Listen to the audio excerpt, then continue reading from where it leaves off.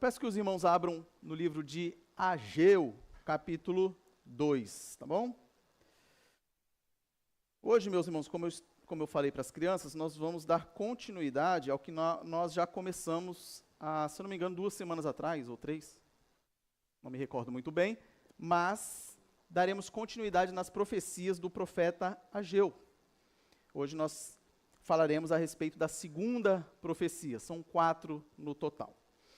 Então, enquanto os irmãos abrem aí a Bíblia de vocês, da mesma forma como eu falei para as crianças, eu falo para os irmãos. Já repararam como é difícil cumprir as metas que nós mesmos estipulamos? Com frequência nós desanimamos daquelas metas que nós mesmos falamos. Nós vamos cumprir essa meta. Geralmente no começo do ano é padrão. Nesse ano eu vou perder 30 quilos. Aí você volta para a academia, passe ali uns 30 dias, você já desanima. Ou esse ano eu vou ler a Bíblia inteira, em um ano. Aí passa ali 15 dias, você está lá em Gênesis 3 ainda, e desanima. Você pensa, já não vai dar tempo mais de continuar, já desanima e para. Como é comum nós estipularmos metas e nós não cumprimos essas metas porque nós desanimamos. Deus nos conhece, meus irmãos, e Ele sabe que depois do pecado, depois que o pecado entrou no mundo, o desânimo faz parte da nossa natureza agora, pecaminosa. E sabendo disso, Deus ele nos dá uma palavra de ânimo, para que nós não fiquemos prostrados e desanimados. Em especial, para cumprir as determinações que Ele mesmo nos passa na sua palavra. Muitas vezes nós queremos cumprir a palavra de Deus, mas nós desanimamos no caminho. E é isso que vai acontecer no contexto que nós veremos daqui a pouco. Como nós falamos na última vez, na última mensagem, o povo havia sido liberto do Egito, foi conduzido por Moisés pelo deserto, entrou na terra prometida. Nós temos as instituições dos reis, rei Saul, rei Davi, rei Salomão. O território ali se divide, o reinado se divide, nós temos então o reino do norte, o reino do sul. Por desobediência, Deus manda juízo ao povo, a começar pelo reino do norte, quando os assírios invadem e destroem a cidade, a capital do reino do norte, a Samaria, em 722 a.C. Um pouco depois, nós temos os babilônios invadindo o reino do sul, destruindo a capital do reino do sul, que era Judá, destruindo o templo de Jerusalém, que era o local onde Deus mantinha comunhão com o seu povo. E o rei babilônico, Nabucodonosor, leva todos os bens para a Babilônia, o povo é levado cativo para a Babilônia, passam-se 70 anos e o povo começa a retornar para Jerusalém, com uma ordem bem clara. Isso depois que o Império Babilônico caiu para o Império Persa.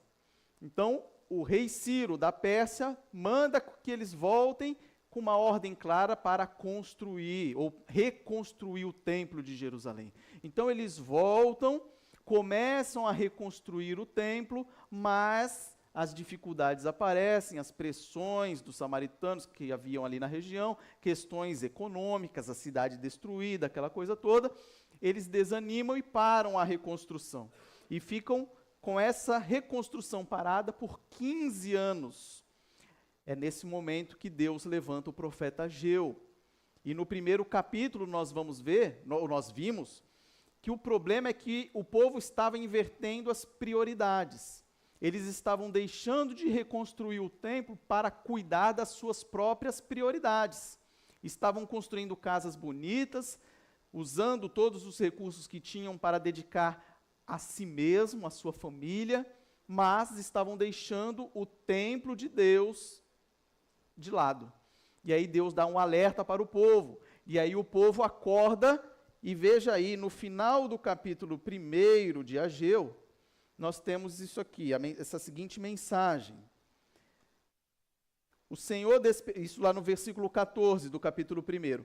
O Senhor despertou o espírito de Zorobabel, filho de Salatiel, governador de Judá, e o espírito de Josué, filho de Josadaque, o sumo sacerdote, e o espírito de todo o remanescente do povo. Eles vieram e começaram a trabalhar no templo do Senhor dos Exércitos, seu Deus. Era o 24º dia do 6º mês do 2º ano do reinado de Dario. Então, a mensagem anterior termina aqui, com o povo animado, reconstruindo o templo. Mas nós vamos ver que o povo não se manteve animado nem por um mês. Com menos de um mês o povo desanimou. E aí vem a segunda mensagem de Deus ao profeta Ageu. Mensagem que leremos a partir de agora. Então peço que os irmãos acompanhem a leitura. Ageu, capítulo 2, do versículo 1 ao versículo 9. Assim nos diz a palavra de Deus. No 2º ano do reinado de Dario, no 7º mês, no 21º dia do mês, a palavra do Senhor veio por meio do profeta Ageu, dizendo: Fale agora a Zorobabel, filho de Salatiel, governador de Judá, e a Josué, filho de Josadaque, o sumo sacerdote, e ao remanescente do povo, dizendo: Quem de vocês que tenha sobrevivido contemplou este templo na sua primeira glória? E como vocês o veem agora? Por acaso não é como nada aos olhos de vocês?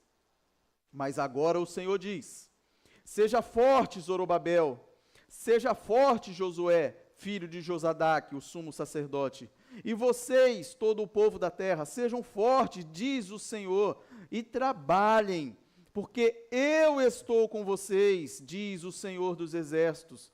Segundo a aliança que fiz com vocês, quando saíram do Egito, o meu espírito habita no meio de vocês. Não tenham medo, pois assim diz o Senhor dos Exércitos: daqui a pouco, mais uma vez, eu farei tremer o céu, a terra, o mar e a terra seca. Farei tremer todas as nações, e serão trazidas as coisas preciosas de todas as nações, e encherei este templo de glória, diz o Senhor dos Exércitos.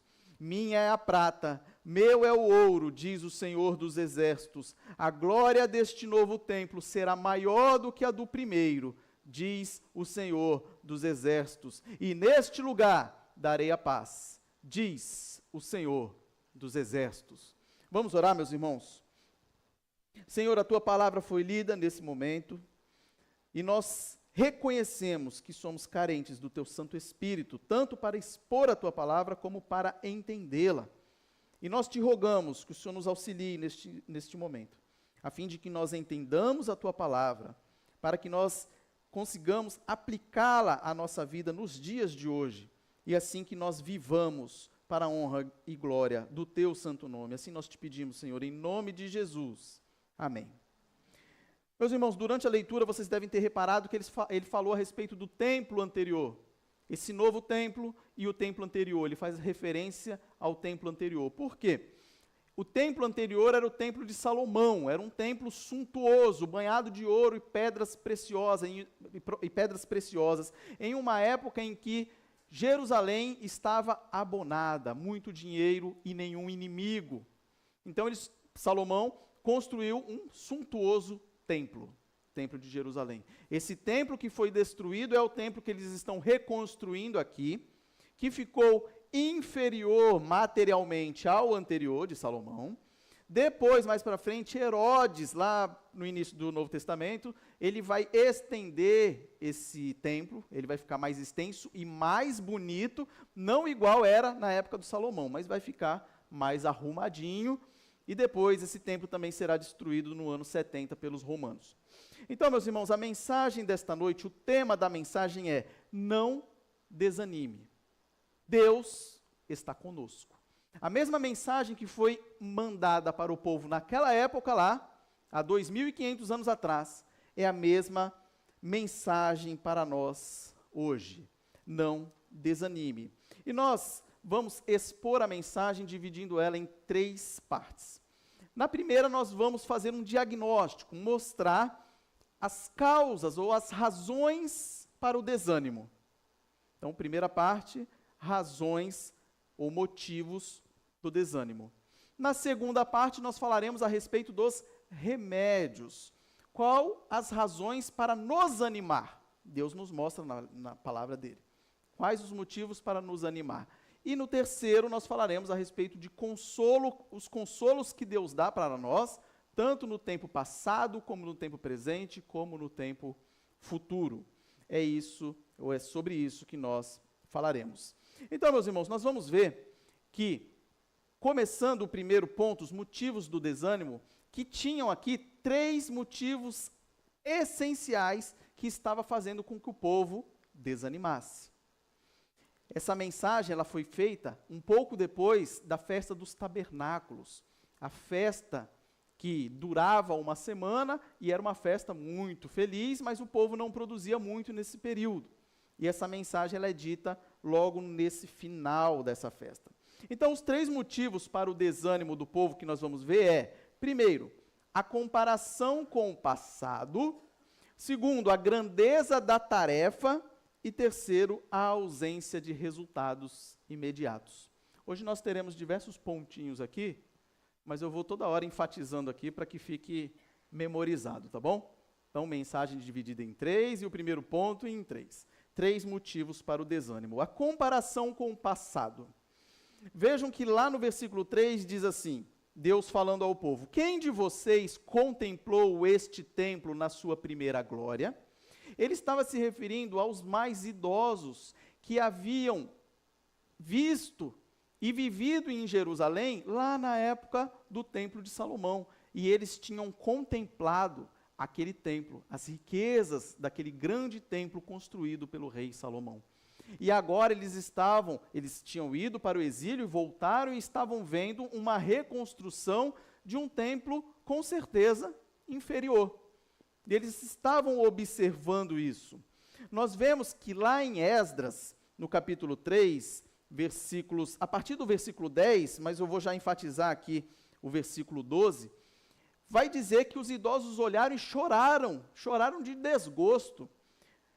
Esdras, capítulo 3, verso 12, diz assim, porém, ou seja, aqui está falando que eles começaram a reconstrução, muita gente se alegrou, geralmente os jovens, aqueles que não haviam visto o templo anterior, se alegraram, porém, muitos dos sacerdotes, levitas e chefes de famílias, e aqui a Bíblia fala, já idosos, que tinham visto o primeiro templo, choraram em alta voz, quando diante de seus olhos foram lançados os alicerces do templo. Muitos, no entanto, levantaram as vozes com alegria, com gritos de alegria. E assim não se podia distinguir as vozes de alegria das vozes de choro do povo, pois o povo gritava tão alto que as vozes se ouviam de longe. Então os mais velhos, meus irmãos, ficaram tristes com o lançamento dos alicerces do novo templo. E eles estavam presos ao quê? Ao passado. Eles ficaram presos ao passado e estavam desanimando. E assim também influenciando os mais jovens a desanimar também. É aquela famosa frase que nós vemos com certa facilidade. No meu tempo era melhor. Alguém já ouviu essa frase? Ah, no meu tempo. A igreja no meu tempo que era boa. Os crentes no meu tempo que eram bons, firmes. Hoje em dia, essa nova geração, no meu tempo, como era bom. Nós temos a tendência de esquecer todas as dificuldades daquilo que já passou. E nós temos a tendência de recordar apenas aquilo que é bom. E aí nós fazemos uma comparação injusta entre o contexto atual com o contexto antigo. Era a mesma coisa que eles estavam fazendo aqui. O contexto anterior era totalmente diferente. Era um país rico sem guerra. E agora eles estavam comparando com um país pobre, vindo de guerra e de submissão ao Império Persa, depois de ter passado 70 anos sob o jugo do Império Babilônico. Então, comparações irreais. E muitas vezes nós vivemos assim, nós comparamos os nossos dias de hoje com o passado e nós desanimamos. É muito comum, até na nossa vamos supor, você hoje tem por volta aí dos seus 40 anos. Aí você se lembra da época que você tinha 20 e jogava bola. E aí você vai jogar hoje uma partida de futebol ali, você dá uma corridinha, o fôlego já acaba, isso se o joelho já não quebrar no meio da corrida. E aí você começa a se comparar aos 20 anos. Ah, quando eu tinha 20 anos, então agora não adianta, não vou fazer mais, não vou jogar mais não, eu já aposento. Quando você pode se adaptar à sua idade atual e não perder o ânimo. A ideia é essa, é não ficar preso ao passado e achar que o passado era melhor e se desanimar hoje por causa do passado. A ideia é que, se hoje não dá para fazer aquilo que fazia-se no passado, nós readequamos e buscamos fazer da melhor maneira possível para hoje. E não ficar desanimado. Eclesiastes 7:10 diz, jamais diga, por que foram os dias passados melhores do que estes? E muitas vezes nós fazemos a mesma coisa, comparando a igreja, comparando os crentes, comparando a sociedade antiga com a de hoje, e assim nós desanimamos. Então a comparação constante, ela produz uma paralisia espiritual. Nós lamentamos porque antes era melhor, agora está ruim e eu desanimo.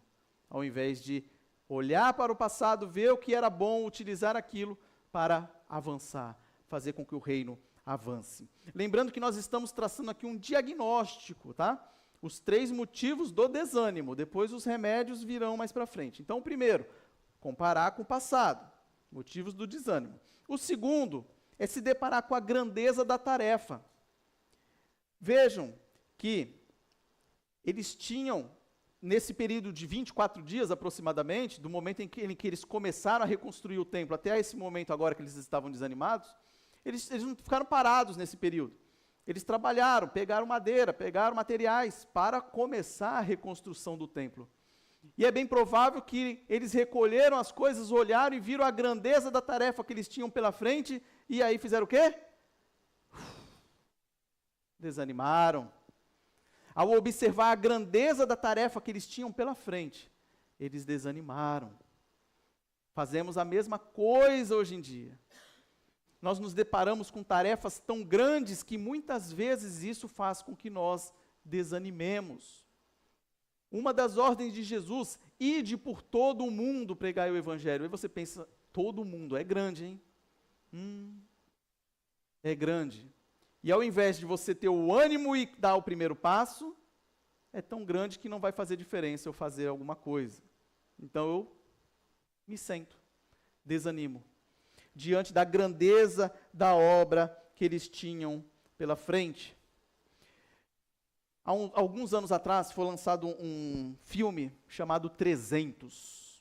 Acredito que grande parte das pessoas, mesmo quem não viu, tem conhecimento. Estou vendo pelos rostinhos sorrindo. Então, um filme que retrata a história dos 300 guerreiros de Esparta que enfrentaram o exército persa. E houve um show de stand-up, eu não me lembro, meus irmãos, agora qual é o nome do rapaz lá. Mas virou meme, isso aí ficou famoso, rodou nas redes sociais, que era Leônidas, que era o general do exército espartano, levando seus 300 guerreiros para a batalha. Ele se encontrou com outros exércitos, ele estava convidando eles para auxiliá-los, né, coisas assim, e ir junto na batalha. E é um meme que ele se encontra com outro guerreiro, e o outro guerreiro começa a perguntar quem eles iriam enfrentar. E aí no meme ele fala, né, nós somos 300, aí a pessoa diz, então a gente vai enfrentar o quantos? Uns 300 para ficar igual, no 0-0? Aí o Leônidas aparece naquela famosa frase, ele fala assim, não, um pouco mais. Dele, os caras fazem as contas, não, 600 então, dá 2 para cada, aí até aí dá, dele um pouco mais. Ele vai aumentando, e o povo desanimando. E ele vai aumentando, até que no final ele fala assim, são 300 de Esparta contra 30.000 persas. Aí faz um silêncio no vídeo, e um dos caras ali que poderiam auxiliar fala para ele assim, ô Leônidas, você tem que parar de arrumar essas confusão aí. Ou seja, um desânimo que se abateu sobre eles, ao reconhecerem que eles estavam em 300 para enfrentar um exército de 30 mil homens. Muitas vezes nós nos deparamos com tarefas que aos nossos olhos parece impossível. E muitas vezes é mesmo, humanamente falando, óbvio. Mas para Deus nada é impossível. E nós não devemos desanimar diante da grandeza da tarefa que nós temos pela frente. Pelo contrário, devemos reconhecer a nossa fraqueza e depender de Deus, que é o único que pode nos fortalecer e fazer com que nós sejamos instrumentos nas mãos de Deus para que Ele atinja esse grande objetivo que Ele tem. Então, primeiro motivo, nós vimos, olhar para o passado. Segundo, a grandeza da tarefa. Terceiro motivo de desânimo, terceiro e último, a ausência de resultados imediatos.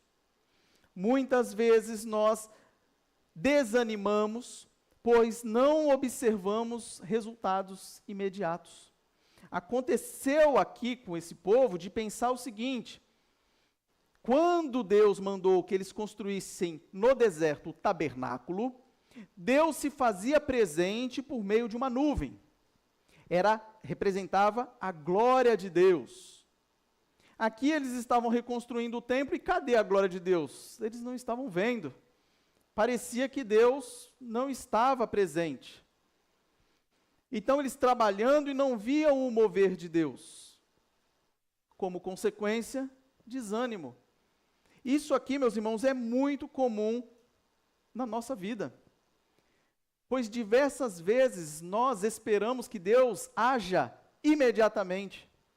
Nós oramos e queremos uma resposta na hora. Nós procuramos ter uma vida de santidade e queremos mudar da noite para o dia. Então, há um perigo real de nós desanimarmos ao não vermos essa resposta imediata de Deus. Quantas famílias oram, por exemplo, para a conversão de um filho, de um neto, de um parente amado, e você está há 30 anos orando e a pessoa não é convertida. E você fala o quê? Vou parar de orar. Já orei, desanimei. E você desanima, pois você não vê o resultado imediato. Quantas vezes você prega o evangelho, por exemplo, para um colega no trabalho, e já está lá há 10 anos pregando o evangelho, e a pessoa parece que está cada vez mais irredutível. Ou quantas vezes você vê um amigo seu de infância, e você ama ele, pois é seu amigo, e você quer que ele seja um convertido, um irmão, e você prega, e nada acontece, porque você quer um resultado imediato, que muitas vezes não acontece. Você sai para a evangelização e não vê resultado nenhum. Quando eu estava no seminário, era muito comum nós fazermos as evangelizações, onde nós tínhamos ônibus que iam para determinado bairro, fazer as evangelizações no bairro e tudo mais.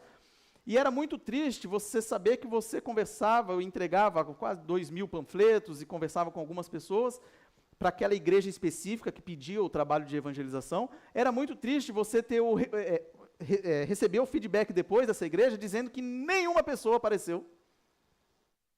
Mas a semente foi plantada. Mas o resultado que pode ocorrer depois de você fazer isso, não vou mais sair para a evangelização não. Ninguém vai. E desanima. Então a ausência de resultados imediatos pode nos causar desânimo. Nós não vemos os frutos imediatos na evangelização, não percebemos crescimento espiritual rápido. Às vezes nós lutamos há anos com um determinado pecado, não nos livramos dele e desanimamos. Que é um risco muito comum de algumas pessoas que acabam, já que eu não consigo me livrar do pecado, então isso que eu faço não é mais pecado. E aí você dá um nome que você quiser, e aí você cultiva esse seu, como o reverendo Carlos falou hoje de manhã, esse pecado de estimação. Por quê? Porque você luta contra ele e não consegue se livrar dele, desanima e se rende ao pecado. Trabalhamos e parece que nada muda, e isso pode nos causar desânimo. Meus irmãos, aqui nós vimos 3 causas de desânimo que o texto nos apresenta. Tudo isso contribui para o nosso desânimo, mas nós não paramos aí. Se nós temos 3 causas de desânimo, nós também teremos 3 remédios para nos animar. 3 remédios para combater essas causas de desânimo. Então nós vimos no texto que antes de passar o remédio, Deus dá a ordem para o povo. Deus diz assim: seja forte e trabalhe. Então, a partir de agora, desse segundo ponto, os motivos para nos animar, nós vamos ver que fé e trabalho sempre estão juntos. Eu faço aquilo que eu creio, fé e obras, como Tiago diz, que a fé sem obras é morta. Fé e obras sempre estão alinhadas e juntas. E aqui ele vai nos mostrar 3 remédios. Quais são? O primeiro, a presença de Deus. O segundo, a aliança de Deus. E o terceiro, a presença do Espírito Santo. Então ele começa dando a ordem para o povo. Povo, seja forte e trabalhe. A ordem ela é dirigida para a nação de uma maneira geral. Ao líder político, que era Zorobabel, ao líder espiritual, que era Josué, e ao povo. Então, a ordem é para eles, e repetida 3 vezes, porque no hebraico você não tem como demonstrar intensidade da mesma maneira como nós hoje. Nós não falamos no hebraico altíssimo. Você diz, é alto, alto, alto. Por isso que nós vamos ver Isaías falando, santo, santo, santo é o Senhor. Ou seja, santíssimo.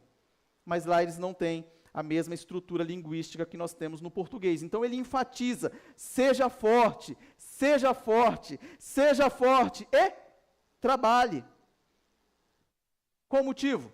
Veja lá. Porque eu estou com vocês, no versículo 4. É o ensino principal desse texto, dessa mensagem, dessa profecia. Seja forte e trabalhe, porque você é bom. Seja forte e trabalhe porque você é demais? Seja forte e trabalhe porque você consegue? Não. Não é um discurso motivacional como nós temos hoje em dia sendo disseminado por aí. É um discurso de Deus falando, seja forte e trabalhe porque você não é nada, mas eu estou com você. Esse é o remédio que ele nos apresenta. Como diz Zacarias 4:6, não por força nem por poder, mas pelo meu espírito vocês farão aquilo que eu quero que vocês façam. Então ele diz, seja forte e trabalhe. A coragem bíblica, ela produz ação. Então Deus está animando o seu povo falando, vá, trabalhe, seja forte, porque eu estou com vocês. Então, o primeiro remédio para o desânimo é nós termos bem claro na nossa cabeça que Deus está com o seu povo. A presença de Deus é real dentro, com o seu povo. Deus está aqui. Deus está no seu trabalho. Deus está na sua casa. Deus está com o seu povo. Ele não nos abandona. Sem a presença de Deus, Israel não venceria batalhas, não atravessaria o deserto, não chegaria à terra prometida, não faria tudo o que fez, sem a presença de Deus. Da mesma maneira nós, sem a presença de Deus, nem aqui nós estaríamos. Estaríamos a 7 palmos debaixo da terra, pois é Ele quem nos dá vida. Ele quem nos faz nos mover, viver, nele nós vivemos, existimos e fazemos tudo, porque Ele nos sustenta e Ele está junto com o seu povo. Então a presença de Deus, ela compensa as dores do passado, as dificuldades do presente e as incertezas do futuro. Então o primeiro remédio para nos dar ânimo, Deus está conosco. A presença de Deus se faz presente. E o segundo remédio? O segundo remédio é a aliança de Deus. Além de Ele estar presente com o seu povo, Ele estabeleceu uma aliança com o seu povo, um compromisso com o seu povo. E Ele é fiel à aliança. Nós quebramos a aliança, Ele não. Então nós vemos no versículo 5, Deus dizendo, segundo a aliança que fiz com vocês, quando saíram do Egito. Quando o povo saiu do Egito, Um pouco antes nós temos ali a instituição da Páscoa, nós temos a saída do povo, no deserto Deus dá a lei, nós temos o tabernáculo, nós temos os ritos que Deus dá, e nós vemos que a aliança que Deus fez com o seu povo, ela vai se manter. Tanto a aliança para as maldições, como a aliança para as bênçãos. Pouco é falado disso, mas é importante, pois Deus é fiel até quando Ele manda o castigo para o seu povo. Nós vimos isso na última mensagem, Deuteronômio 28, antes do povo entrar na terra prometida, Deus diz, as bênçãos da obediência e as maldições da desobediência. O povo havia desobedecido a Deus e deixado as coisas de Deus de lado, Deus foi fiel à aliança dele e puniu o povo. Como nós vimos na última mensagem, o povo trabalhava muito e não sobrava nada, pegava o dinheiro e colocava num saco furado, plantava esperando colher 1 tonelada, colhia 10 quilos, trabalhava e não se satisfazia, porque Deus retirou as bênçãos do povo, a fim de que o povo se arrependesse e voltasse para ele. Então, Deus ele é fiel tanto na bênção como na disciplina, e aqui especificamente ele está falando a respeito da bênção.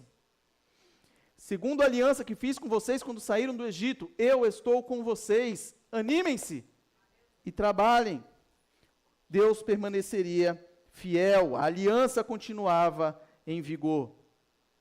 E a mesma realidade nos conforta hoje.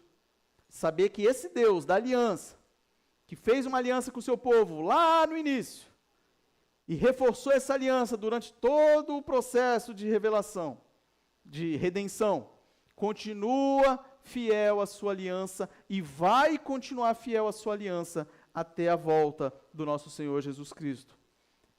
Deus é fiel à nossa esperança. E terceiro remédio que nós temos, a presença do Espírito Santo. Em Ageu 2,5 diz, o meu Espírito habita no meio de vocês.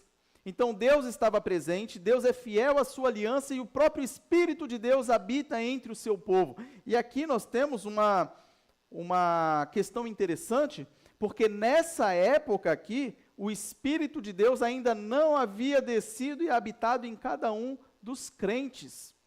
Isso vai acontecer lá no Pentecostes. Lá em Atos nós vemos esse registro. Assim que Jesus Cristo subiu aos céus, o Espírito Santo desceu e habita em cada um de você que se arrependeu dos seus pecados e creu que Jesus Cristo é o único e suficiente Salvador. Então isso é um motivo de ânimo para nós, mas muitas vezes nós não refletimos a respeito disso e nós nos esquecemos que o próprio Deus habita em nós. O Espírito Santo, o Espírito do Deus vivo, ele habita em cada um de nós. É um motivo de ânimo. Não estamos sozinhos. Deus está conosco, o seu próprio Espírito habita em nós. E por isso Deus conclui na sequência. Por isso, por todos esses remédios que eu apresentei a vocês, não tenham medo. Não tenham medo por causa dessas verdades que eu afirmei aqui. Eu sou o Deus Todo-Poderoso que estou com vocês, eu sou fiel à minha aliança que fiz com vocês, e o meu Espírito habita no meio de vocês. Por isso, não tenham medo. O mesmo Espírito habita hoje na igreja. O mesmo Espírito não é um Espírito que diminuiu no caminho, que se apagou no caminho, não é o mesmo Espírito está hoje na igreja, ele fortalece-nos, ele nos consola, ele nos capacita, ele sustenta o seu povo em sua caminhada. Então anime-se, o Espírito de Deus está vivendo dentro de você. E por fim, meus irmãos, a terceira e última parte, nós temos um consolo que Deus dá. Então Deus ainda acrescenta aqui, como podemos dizer, um plus. Ele mostra, ele faz o diagnóstico do desânimo, ele apresenta os remédios para o ânimo, e aí ele traz um consolo presente e futuro. Observe o que está acontecendo, e no nosso caso nós observamos ao passado, certo? Então nós temos um consolo até maior. Nós observamos o passado, nós observamos o presente e nós olhamos para o futuro. Então aqui, Deus vai trazer aqui 4 consolos para nós. Após fortalecer o povo para o presente, Deus dirige seus olhos para o futuro. Então o primeiro consolo que Deus dá, Deus governa a história. Fato. Acompanhe aí, por gentileza. 2:6. Capítulo 2, versículo 6. Deus governa a história. Ainda uma vez farei tremer o céu, a terra, o mar e a terra seca. Ou seja, Deus falou ainda uma vez, eu vou sacudir as nações. Por quê? Porque Deus governa a história. E aqui, olha que interessante. O texto que nós lemos na liturgia, que está lá em Hebreus capítulo 12, versículos 26 e 27, ele já traz a interpretação dessa passagem. Para quê? Para que a gente não fique perdido e inventando moda aqui, achando significado para cada uma dessas palavras. Olha o que está lá em Hebreus 12, 26 e 27. Naquele tempo a voz dele, de Deus, abalou a terra, mas agora ele promete, dizendo: mais uma vez eu farei tremer não só a terra, mas também o céu. Ora, as palavras, abram aspas, mais uma vez, fecha aspas, significam a remoção dessas coisas abaladas, ou seja, das coisas criadas, para que permaneçam as coisas que não podem ser abaladas. Então Deus está falando mais uma vez, eu vou sacudir as nações, mostrando o seu governo, mostrando que todos os impérios e todas as nações do mundo são abaláveis, mas ele está inaugurando um reino inabalável, na presença de Jesus Cristo, que é o novo templo. Esse templo que eles estavam reconstruindo, simbolizaria o corpo, o próprio corpo de Cristo. Ele está mostrando que ele estaria inaugurando um reino inabalável, e Deus governando as nações. Então, embora os judeus fossem pequenos e fracos, Deus continua governando as nações, hoje em dia inclusive. Às vezes nós vemos guerras ocorrendo no mundo, desastres, desgraças, e nós pensamos, será que Deus está presente? E a resposta clara que Deus nos dá é: sim. Eu sou soberano, eu sou absoluto, eu governo as nações e faço aquilo que me aprouver fazer. Deus continua governando. Então o trono supremo não estava na Pérsia. Às vezes o povo ali estava desanimado porque eles dependiam de recursos e não vinham recursos, embora recursos da Pérsia foram utilizados para a reconstrução do templo, mas Deus daqui a pouco ele vai dizer que ele não depende desses recursos, porque tudo é dele. Então os impérios seriam abalados. E essa profecia ali, dita 500 anos antes de Cristo, já apontava para Cristo, lá na frente, quando os reinos seriam abalados. Então essa profecia ela aponta para os acontecimentos que preparariam a vinda de Cristo. Os impérios abalados naquela época. Aqui nós vemos o império assírio já tinha caído, nós vemos o império babilônico sendo derrubado pelo império persa, depois você vê o império persa caindo para o império macedônio, daí você vê o império macedônio caindo para o império grego, você vê o império grego caindo para o império romano, e depois você vê o império romano mais forte do mundo. O que aconteceu com o Império Romano hoje? Acabou. Acabou. E o povo de Deus, cadê? Está aí, crescendo, se fortalecendo, dia a dia, e vai continuar. Deus governa a história, é o primeiro consolo. O segundo consolo, Deus proverá os recursos necessários. Veja aí, no versículo 8, Deus fala assim: minha é a prata, meu é o ouro. Muitas vezes nós podemos desanimar pensando ou colocando a culpa na falta de recurso.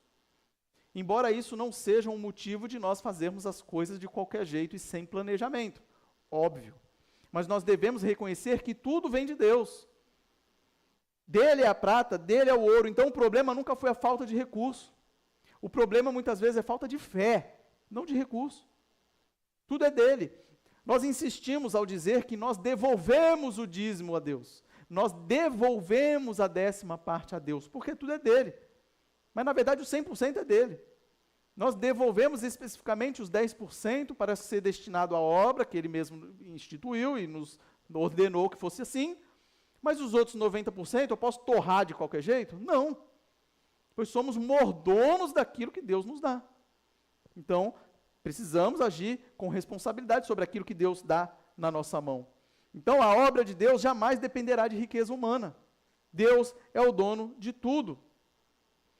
Então, o primeiro consolo nós vimos, o segundo consolo nós vimos, o terceiro consolo nós vamos ver. A glória futura seria maior. Verso 9, Deus diz, a glória desta última casa será maior do que a da primeira. Aí o povo deve ter imaginado, como será que a glória dessa casa será maior do que a primeira? Nós vimos o templo de Salomão suntuoso, cheio de ouro, como que essa coisa aqui que está sendo feita aqui com madeira e pedra, como que isso aqui vai ser maior do que a anterior? Aqui Deus está anunciando uma realidade espiritual, mostrando que naquele templo, Cristo entraria. E depois nós vamos ver que esse templo foi estendido por Herodes, e é esse templo estendido por Herodes, que era mais bonito, é aquele templo que os discípulos de Jesus Cristo olham e dizem, olha que lindo! Que belas pedras, que coisa maravilhosa esse templo. E Jesus Cristo diz o quê? Destruirei e reconstruirei em 3 dias. Se referindo a quem? A Ele mesmo. Então, a glória desse templo seria maior do que o do primeiro. Então, Deus não estava falando apenas de questão física, questão material, Deus estava falando de coisas espirituais. O Senhor da glória pisaria naquele templo. O Senhor Deus encarnado pisaria naquele templo. A glória daquele templo seria maior do que a do anterior, porque Cristo entrou naquele templo. E hoje a sua igreja é o templo vivo de Deus. A sua igreja é o seu templo vivo.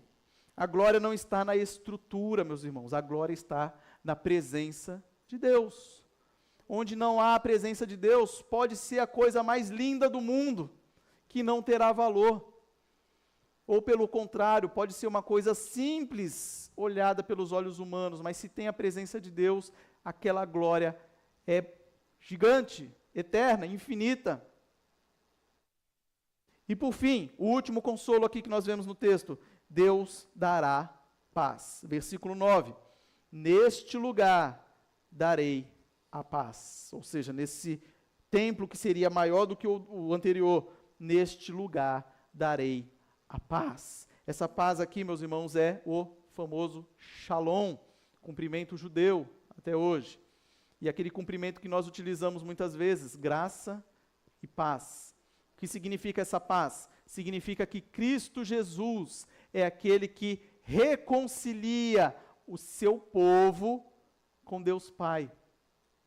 Então, se até então nós vivíamos em rebelião contra Deus, Jesus Cristo é aquele que vai resolver esse problema. É por isso que nós hoje temos paz. Não no sentido de não termos dificuldades na vida, mas no sentido de que hoje nós não somos mais vistos por Deus como seus inimigos. Pelo contrário, somos vistos como seus filhos. Nós fomos adotados por Deus. Somos da família de Deus. Não somos mais inimigos. Não somos mais rebeldes contra Ele, por conta da obra que Cristo fez. Cristo foi quem rasgou o véu que separava Deus de nós. É por isso que, inclusive, nós oramos, Senhor Deus, obrigado por tudo, em nome de Jesus, amém. Ou seja, eu não tenho capacidade de me referir ou falar com Deus Pai, se não for pela obra de Cristo. Era por isso que o sumo sacerdote era quem falava com Deus nessa época do templo, anualmente.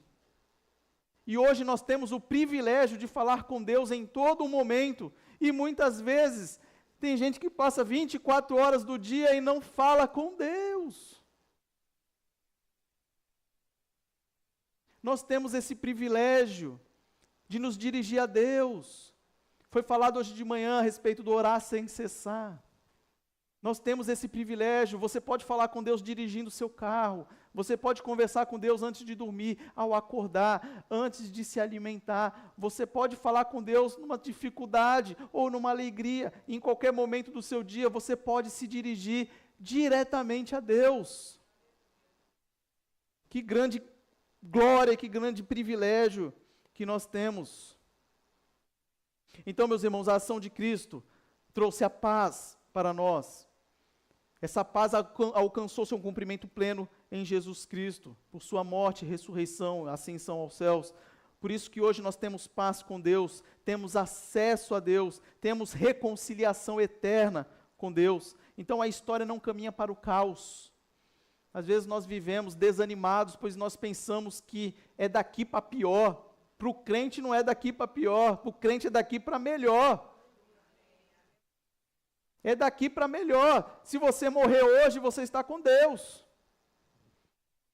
Se um país invadir o Brasil, começar uma guerra terrível aqui, se você morrer, você está com Deus. Então, para o crente, é daqui para melhor. Dificuldades e sofrimentos nós vamos ter na Bíblia inteira e na vida, a história nos mostra. Dificuldade e lutas que nós passamos, que fazem parte também das ferramentas que Deus usa para aprimorar o nosso caráter, fazer com que nós pareçamos mais com Cristo. Mas é daqui para melhor. A história caminha para o triunfo definitivo do Rei Jesus Cristo, que virá de uma vez por todas, quando chegar a hora. Então, as conclusões, meus irmãos, e algumas breves aplicações daquilo que nós vimos hoje. Somos chamados a Deus, porque eu falei de um monte de coisa aqui a respeito de ânimo. Anime-se, mas anime-se para quê? Tá bom, agora eu estou animado. Animado para quê? Para fazer aquilo que Deus nos chamou a fazer. Como nós falamos na primeira mensagem, a reconstrução do templo, que, aplicando para os nossos dias, somos chamados a buscar a Deus em primeiro lugar na nossa vida. Então, estou desanimado. Lembre-se dessas verdades para se animar e buscar em primeiro lugar o reino de Deus e a sua justiça. Buscar Deus em primeiro lugar. Somos chamados também a participar da edificação da igreja. Aquilo que estamos fazendo aqui, pela graça de Deus, um milagre que já foi falado diversas vezes a respeito aqui da congregação Betânia, que a partir do dia 8 de agosto já se torna igreja oficial, embora nós já nos refiramos aqui como a igreja. Então, uma bênção, em 3 anos, 2 anos e meio, por aí, já sendo organizada como igreja. E essa mensagem é importante, pois nós estamos animados com isso, por causa desse projeto, mas às vezes quando nós chegamos no projeto, o próximo passo é desânimo. E isso não deve acontecer. Demos um passo, organizamos a igreja, agora devemos dar mais um passo, maior ainda, e avançar. Então, participar da edificação da igreja. Fazer discípulos. Deus nos chama para isso. Fazer discípulos. Deus nos chama para servir ao corpo de Cristo, a igreja, investir nossos dons na obra do reino. Todas essas coisas se referem à reconstrução do templo, sendo aplicada aos dias de hoje. Reconstrução do templo, buscando aumentar nossa comunhão com Deus, a nossa comunhão com o próximo, a edificação da igreja. Tudo isso que Deus nos chama a fazer, nós devemos ser animados pela sua palavra e fazê-lo. E nós precisamos perguntar, meus irmãos, Deus está satisfeito com as prioridades que nós temos deixado em nossa vida? Será que Deus concorda? Se você der um plano para Deus, Senhor, aqui estão 10 prioridades da minha semana. Será que Ele vai olhar e vai falar, tá certo, pode seguir? Ou será que Ele vai, não, refaz, está errado? Devemos nos perguntar, minha vida espiritual está florescendo ou está em ruínas? Como está a nossa vida pessoal, espiritual, nossa família? Temos investido tempo em comunhão com Deus? Outra pergunta que devemos fazer. Temos usado os dons que Deus nos dá para servir a igreja? É outra pergunta que devemos fazer. Temos colocado o reino de Deus em primeiro lugar? Se repetiu de novo, estou seguindo o exemplo hebraico. Seguir para dar ênfase, repetir para dar ênfase, afinal. Então, será? Pergunte-se, pois só você terá a resposta dessas perguntas. Então, meus irmãos, a mensagem de Ageu, ela continua atual. Não viva preso ao passado e se desanime com isso, para deixar de fazer e cumprir a obra que Deus nos chama. Não desanime por causa das dificuldades presentes, pois elas existem. Deus sabe disso e nos manda o ânimo na palavra dele. Nós desanimamos e animamos, precisamos sempre da palavra de ânimo que Deus nos dá, para nós nos levantarmos e seguirmos em frente. Olhe para as promessas de Deus, pegue as promessas de Deus, anote num papel, cole na sua casa, memorize, decore as promessas de Deus. Já vou ajudar vocês hoje, peguem esses 3 remédios que a gente falou aqui, que foi bem curtinho as palavras, memorize isso ou cole em algum lugar. Deus está conosco, Deus é fiel à sua aliança, o Espírito de Deus habita no meio do seu povo. Essas 3 verdades, sendo repetidas e pensadas dia a dia, diuturnamente, fará uma diferença muito grande naquilo que nós pensamos e naquilo que nós fazemos. Não tema a aparente falta de recursos, tenha fé em Deus, trabalhe, olhe para as promessas de Deus. E por fim, finalizando, seja forte, trabalhe, não tenha medo, porque o Senhor dos Exércitos continua dizendo ao seu povo: eu estou com vocês. Que Deus, meus irmãos, nos abençoe por meio da sua palavra, que ela se fixe em nossa mente, no nosso coração, e vivamos de acordo com o que Deus nos ensina nela.